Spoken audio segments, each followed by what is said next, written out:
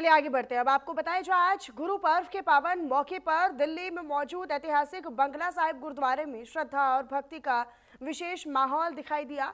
इसी दरमियान हरियाणा के मुख्यमंत्री नायब सिंह सैनी जी आज यहां पर पहुंचे और उन्होंने गुरुद्वारे में मत्था भी टेका। मुख्यमंत्री नायब सिंह सैनी ने इस खास मौके पर प्रदेश और देशवासियों की खुशहाली, शांति और समृद्धि की अरदास की। उन्होंने कहा कि गुरु नानक देव जी के उपदेश आज भी मानवता के लिए प्रेरणा स्रोत हैं। गुरु जी ने हमेशा समानता, सेवा और सत्य के मार्ग पर चलने का संदेश दिया, जो आज के समय में और भी प्रासंगिक है। गुरु पर्व के इस खास मौके पर गुरुद्वारे में कीर्तन, लंगर और श्रद्धालुओं की भारी भीड़ देखी गई।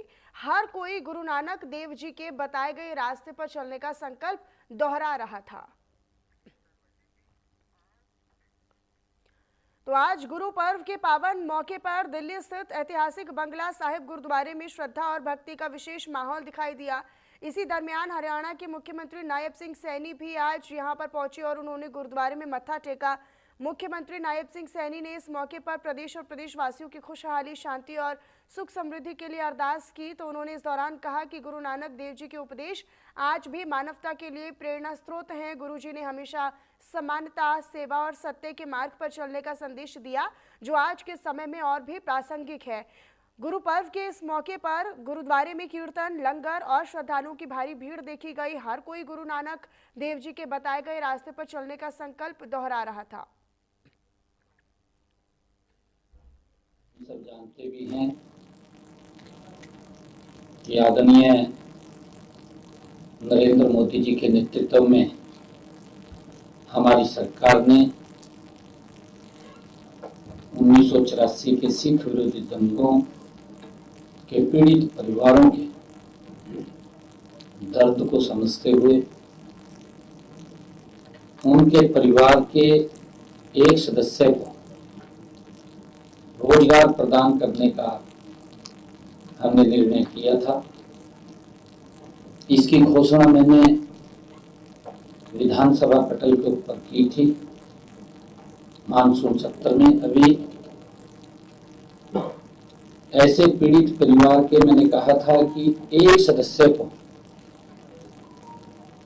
हम HKRN के माध्यम से उनको नौकरी दी जाएगी। मंत्रिमंडल ने ये निर्णय किया है कि उस समय जो हरियाणा के निवासी थे, जिनकी मृत्यु दंगों के दौरान, चाहे वो हरियाणा से बाहर भी हुई है, आज ये निर्णय किया गया कि चाहे 1984 के दंगों में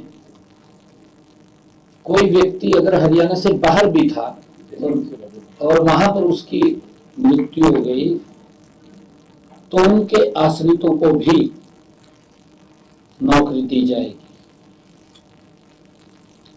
इसको जो हमने कहा है कि HKRN के माध्यम से उनको 58 वर्ष तक कोई नहीं हटा पाएगा। आज की हमारी मंत्रिमंडल की बैठक में ये सर्वसम्मति से निर्णय लिया गया है। वहीं पर हमने स्वामित्व योजना और ड्रोन, जो आबादी देय क्षेत्रों में कब्जा धारकों को स्वामित्व अधिकार पत्र और ड्रोन आधारित सर्वेक्षणों के परिणामों को कानूनी आधार प्रदान करने का निर्णय भी किया है। इस संबंध में आज बैठक में एक अध्यादेश को मंजूरी दी गई है। इससे आबादी देय क्षेत्रों में कब्जा धारकों को ड्रोन सर्वे और प्रॉपर्टी कार्ड के आधार पर स्वामित्व अधिकार प्रदान होंगे और इस पूरी प्रक्रिया को कानूनी मान्यता भी प्रदान होगी। इससे लोग बैंक ऋण सहित गांव के अंदर, क्योंकि इस प्रकार की बातें आती थी कि हमारे नाम नहीं हो रहा, लोग बैंक ऋण सहित अन्य वित्तीय सेवाओं का लाभ भी वो उठा सकेंगे।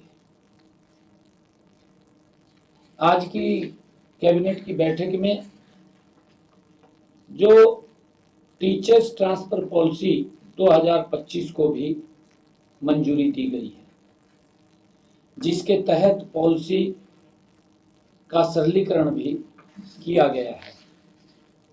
नई पॉलिसी के तहत जोनिंग का कंसेप्ट हटा दिया गया है।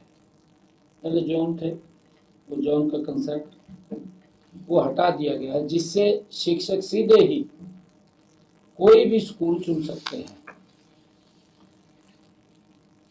और हमने आज की बैठक में हरियाणा मूल के जो युद्ध में जान गंवाने वाले शहीद सैनिकों के आश्रितों को अनुकंपा के आधार पर नियुक्ति के लिए हरियाणा सरकार की नीति में छूट प्रदान की गई है, जो निर्धारित 3 साल की अवधि के भीतर आवेदन नहीं कर सके, क्योंकि 3 साल तक आवेदन करना होता है।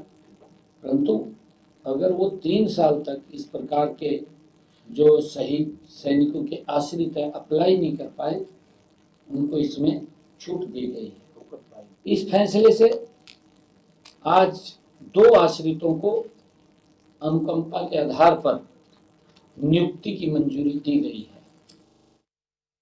और चलिए फिलहाल इसी के साथ इस बुलेटिन में इतना ही। बाकी तमाम खबरों के लिए आप बने रहिएगा हमारे साथ। नमस्कार।